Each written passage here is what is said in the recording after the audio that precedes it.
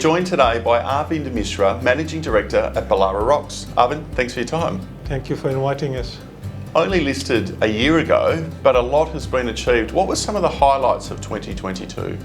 Oh, look, we listed in January 2022, and we promised to do a lot of work on the project that we acquired, which were owned by a previous ASX-listed company, Ironbark.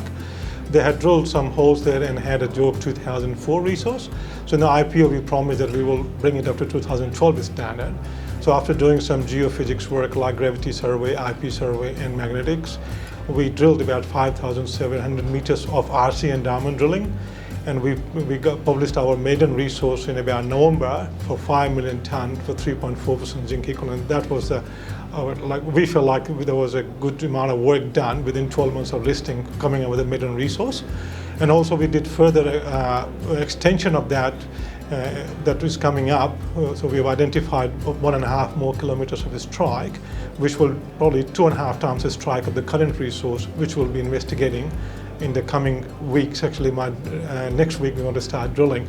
So 2022 has been a very successful year, 5 million and raised an IPO, and I did a successful secondary raising also in September, 3.85 million at 55 cents. And we were one of the good successful story on the IPOs of last year because share price ran from 20 cents all the way to $1.50 in the initial few months. So very successful IPO, maiden resource, and a lot of targets defined to be drilling in the next few months.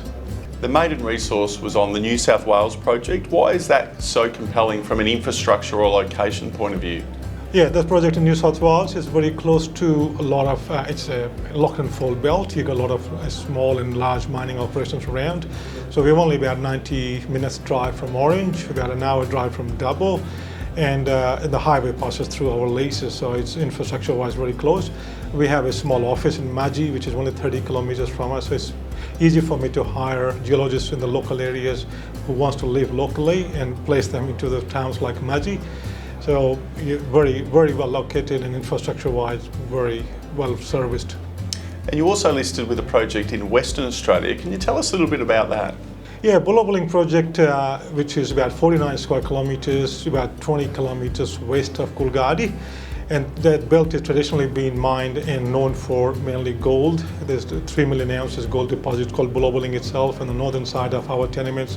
Project called Gecko for 300,000 ounces. So we bought this project. We have done 2D and 3D modeling. We got about 7 drilling targets defined, and we were just about drilling for the gold. But recently there has been a lot of work in that area done by other players for lithium pegmatites. And just immediately north of our lease is a company, WCI Wildply. They successfully drilled for lithium pegmatite, and they have got some good intersections. So we have started looking at, from the point of view, the pegmatite in our ground also. The initial reconnaissance we did, we found some pegmatite, and the geology is telling us the corridor of the lithium pegmatite runs through our ground also. So we are now putting a strategy together to start doing a bit more work to do more advanced, with more lithium exploration before we go and start drilling for gold. So 2 really interesting projects, a lot of work's been done, targets identified. What's the plan across those 2 projects in 2023? 23 on the New South Wales project, I have recently awarded a contract to a local contractor drilling for 3,600 meters of diamond drilling, which will extend beyond the current resource at Native B project that we have. So that will be for extension of the resource.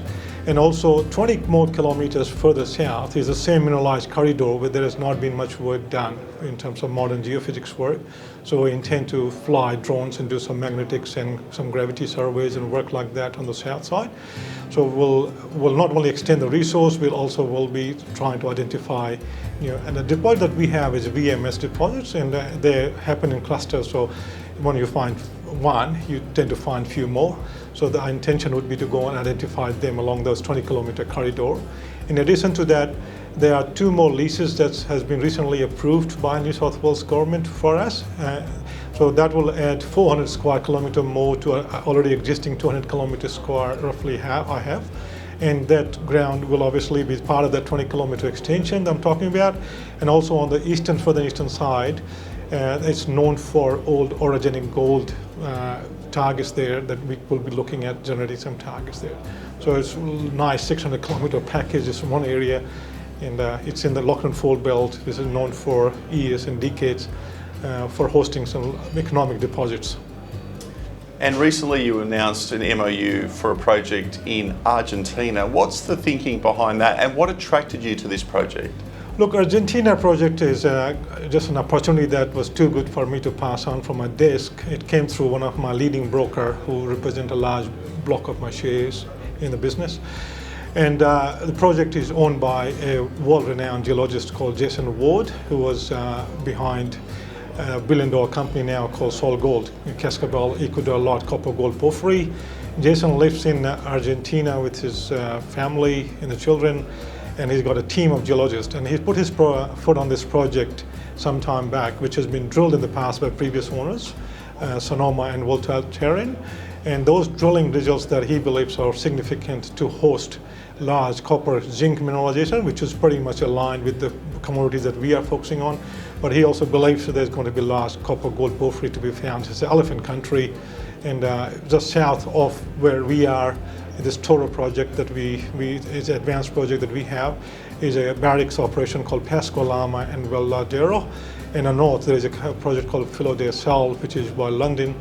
London is spending $4 billion developing a copper. So it's a very kind of well sought after. And this province where the deposit is, San Juan, that is ranked #1 by the Fraser Institute in terms of the mining friendliness.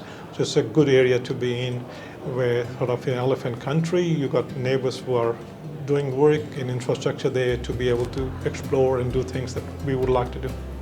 A suite of interesting and prospective projects, a lot of work being done which investors love to see. Exciting times ahead for Belararox and its shareholders. Arvind, thanks for your time. Thank you very much for the opportunity. I really appreciate that.